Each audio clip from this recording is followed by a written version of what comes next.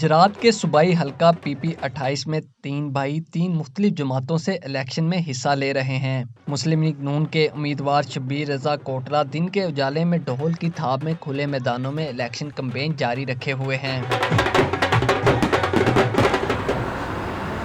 جبکہ ان کے مد مقابل تحریک انصاف کے حمایت یافتہ آزاد امیدوار شاہد رضا رات کی تاریکی میں بند کمروں میں اپنی مہم جاری رکھے ہوئے ہیں،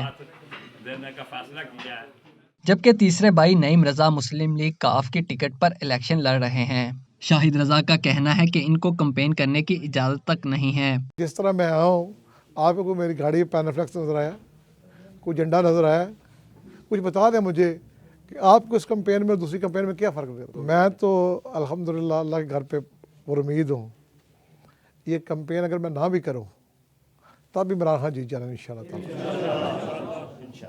یہ میں آپ کو بتا دوں کہ اب عمران خان رکنے والا نہیں۔ حق بات پہ کٹتی ہے تو کٹ جائے زباں میری، اظہار تو کر ہی جائے گا ٹپکے گا جو لہو میرا۔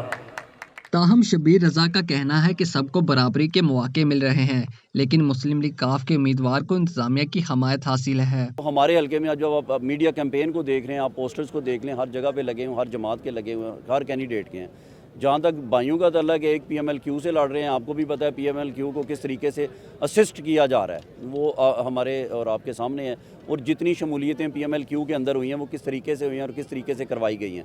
تو میں یہ سمجھتا ہوں کہ اور جہاں تک دیگر جماعتوں کا تعلق ہے، ان کے امیدواران بھی کیمپین کر رہے ہیں۔ آج دن کو بھی جو میرے مقابلے میرے اسٹیپ بردر ہیں PTI کے، وہ مجھے ایک جگہ پہ ملے ہیں، وہ بھی اپنی کیمپین میں اپنی گاڑیوں کے ساتھ نکلے ہوئے ہیں۔ شبیر رضا کا کہنا تھا کہ جس حالات کی شکایت آج ان کے تحریک انصاف والے بھائی کر رہے ہیں، یہی سب کچھ مسلم لیگ نون کے ساتھ 2018 میں ہوا تھا۔ مجھے تو 85% کے پولنگ ریزلٹس نہیں ملے، اور ایون سادے پیپر پہ بھی نہیں ملے، اور فارم 45 تو بہت دور کی بات ہے۔ اور ہم نے انہی ریزلٹس کو جو ملا، پتہ چلا جی اتنے ووٹ ہیں، اور اگلے دن پتہ چلا جی میں 2000 ووٹوں سے ہار گیا ہوں، جو ریجیکٹڈ ووٹ ہیں وہ بھی آپ کے سامنے تھے۔ تاہم شاہد رضا کہتے ہیں کہ جو آج ان کے ساتھ ہو رہا ہے ویسا 2018 میں نہیں ہوا تھا۔ 2018 میں اگر کوئی ایک بندہ بھی ان کا اریسٹ ہوا ہے، کوئی پکڑا گیا ہے، وہ چیک کر دے، کسی گھر میں ریٹ ہوا ہے وہ بتا دے۔ اب یہ مظلوم بننے کی کوشش کر رہے ہیں، یہ سیاسی شہیدوں نے کوشش کر رہے ہیں، لیکن اب لوگ بھی واقف ہیں۔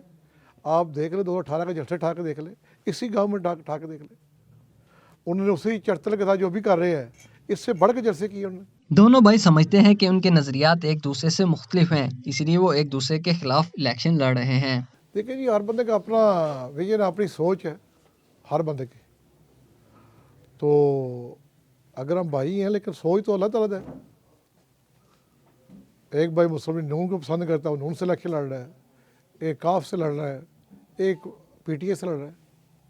یہ اپنی اپنی سوچ ہے۔ اللہ کے فضل سے میں حق پہ ہوں، اور میرے برادران جو ہے وہ باطل ہیں انشاءاللہ تعالی۔ نظریے جو ہوتے ہیں نا، کیونکہ نظریے جو ہوتے ہیں ان کے رستے الگ ہوتے ہیں۔ ایک گھر میں آپ 5 لوگ رہ سکتے ہیں، لیکن ایک نظریے پہ آپ 10 بھائی بھی رہ سکتے ہیں، لیکن اگر آپ کے 10 نظریات ہیں تو 10 الگ الگ ہیں۔ تو یہ ہمارا اختلاف جو ہے وہ نظریے کی بنیاد پہ تھا۔ آپ کی خبر، آپ کی آواز، voicepk.net